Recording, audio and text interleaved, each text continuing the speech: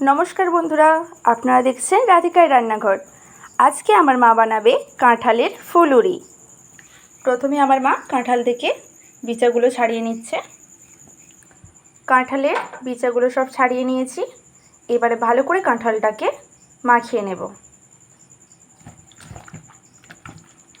काँठालटा भालो करे माखिए निয়েছি। एबार काँठाले दिए देब परिमाण मतो मयदा।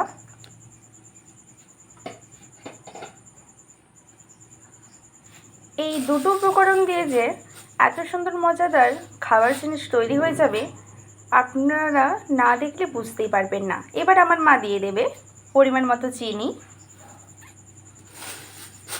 সব উপকরণগুলো দিয়ে দিয়েছি। এবার ভালো করে আবার মাখিয়ে নেব। কড়াতে তেল গরম করতে বসিয়ে দিয়েছি। ব্যাটারটা আমাদের রেডি হয়ে গিয়েছে। এবার তেলটা গরম হয়ে গেলে আমরা একটা একটা করে ফুলুরি কড়াইয়ের মধ্যে দিয়ে দেব। তেলটা গরম হয়ে গিয়েছে। গ্যাসের আঁচটা কমিয়ে দিয়ে একটা একটা করে ফুলুরি তুলে দেব।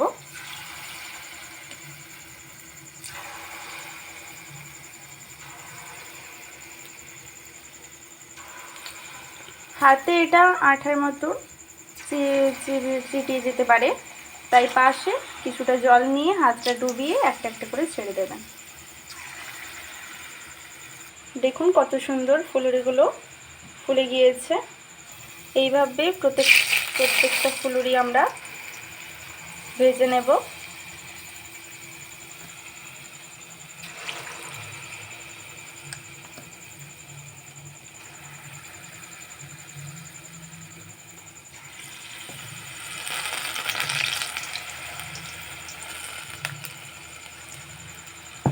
দেখুন কড়াতে দিতে দিতেই কত সুন্দর ফুলে উঠছে ফুলুরিগুলো।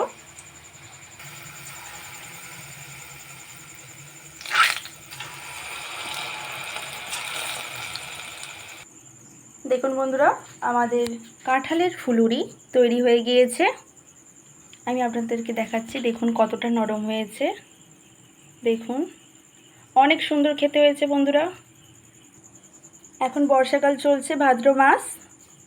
বাড়িতে তালও পেকে গিয়েছে, কিন্তু এবছর আমরা তালের কিছু বাড়িতে খেতে পারবো না, যেহেতু আমার এবছর ঠাকুমা মারা গিয়েছে।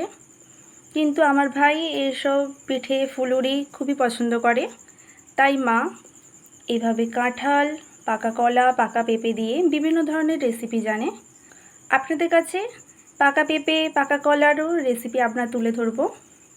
পরের বছর আমরা আপনাদেরকে তালের বিভিন্ন রকমের পিঠে পুলি দেখাবো, কিন্তু এবছর আমরা বন্ধুরা শেয়ার করতে পারছি না, যেহেতু আমাদের প্রবলেম আছে বাড়িতে।